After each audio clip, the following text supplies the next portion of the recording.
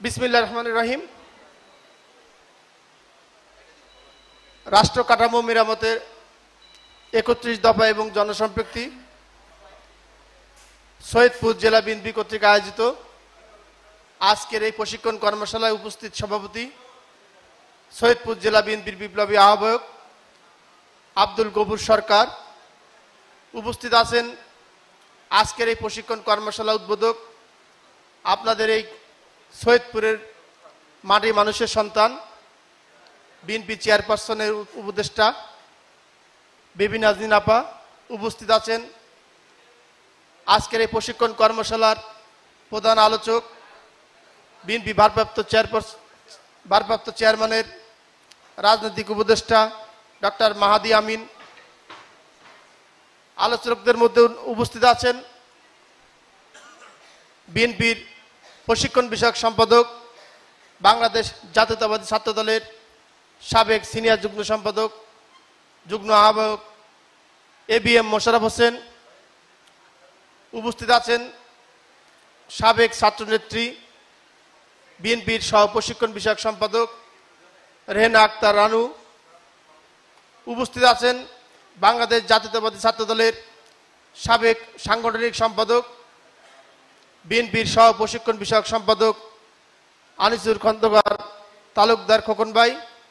উপস্থিত আছেন বাংলাদেশ জাতীয়তাবাদী ছাত্র দলের সাবেক সফল সাধারণ সম্পাদক বিএনপি নির্বাহী কমিটির অন্যতম সদস্য আকরামুল হাসান মিন্টু। আলোচকদের মধ্যে উপস্থিত আছেন মিডিয়া সেলের অন্যতম সদস্য বাংলাদেশ জাতীয়তাবাদী কৃষক দলের যুগ্ম সম্পাদক আপনাদের উত্তরাঞ্চলের সন্তান মাহমুদ হাবিবা। এছাড়াও উপস্থিত আছেন আমাদের রংপুর বিভাগীয় সহ সাংগঠনিক সম্পাদক অধ্যাপক আমিনুল ইসলাম সহ উপস্থিত বাংলাদেশ জাতীয়তাবাদী দল সৈয়দপুর জেলা বিএনপি এবং অঙ্গ সহযোগী সংগঠনের সর্বস্তর নেতৃবৃন্দ, সকলকে আমি আমার ব্যক্তিগত পক্ষ থেকে শুভেচ্ছা এবং অভিনন্দন জানাচ্ছি।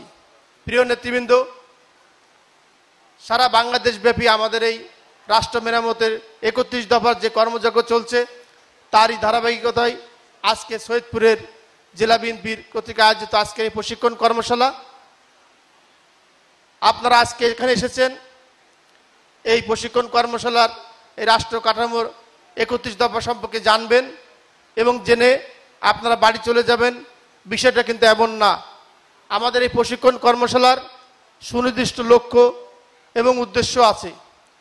আমাদের উদ্দেশ্য হলো, আপনারা অনেক আগেই কিন্তু জানেন যে আমাদের দল রাষ্ট্র মেরামতের জন্য ৩১ দফা প্রণয়ন করেছে, যেটি আপনারা অনেকেই জানেন, কিন্তু আপনারা অনেকেই বিস্তারিত জানেন না।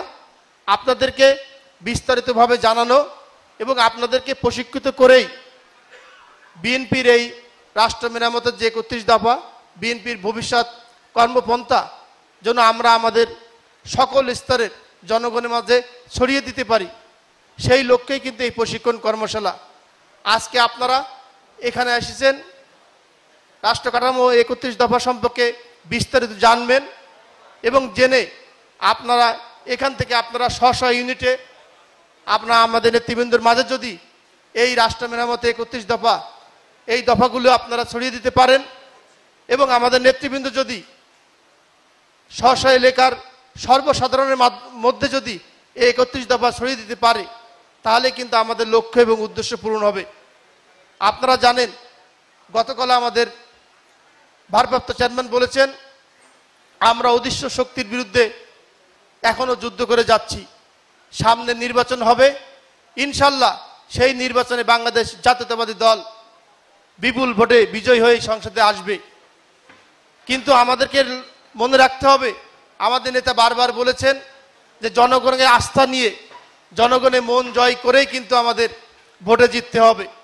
এজন্য আপনারা আগামী নির্বাচনে মানুষের মাঝে যখন ভোট চেতে যাবেন, সকলের মাঝে বিএনপি ভবিষ্যতে কি করতে চায়, বিএনপি আগামীতে কি সংস্কার করতে চায়, যে সংস্কারটা এখন নতুন করে জনপ্রিয়তা পেয়েছে, এই সংস্কার বিষয়টি কিন্তু আমাদের দেশনেত্রী বেগম খালেদা জিয়া ভিশন 2030 প্রকাশ করার মধ্যেই ছিল।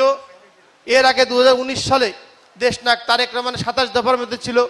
পরবর্তীতে বিএনপি এবং সমমনা দলের উদ্যোগেই এই রাষ্ট্র কাঠামো মেরামতের 31 দফায় রূপ লাভ করেছে।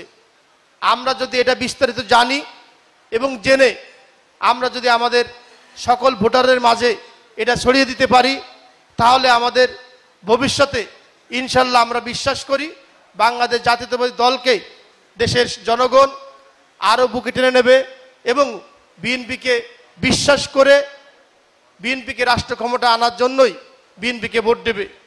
আমি বেশি বক্তব্য দীর্ঘায়িত করব না। আমাদের মূল আলোচকবৃন্দ আপনাদেরকে এই রাষ্ট্র কাঠামো মেরামত 31 দফা সম্পর্কে বিস্তারিত আরও জানাবেন। আমি অনুরোধ করব আপনারা এখান থেকে এই প্রোগ্রাম শেষ করে আপনারা এই বিষয়টি ভুলে যাবেন না। আপনারা এসেছেন, আপনারা জানবেন এবং আপনাদের যদি কোনো প্রশ্ন থাকে আমাদের অ্যাক্টিং চেয়ারম্যানের কাছেও কিন্তু আপনাদের প্রশ্ন এবং প্রশ্ন করার সুযোগ আছে, তিনিও আপনাদের কাছে কিন্তু প্রশ্ন করবেন।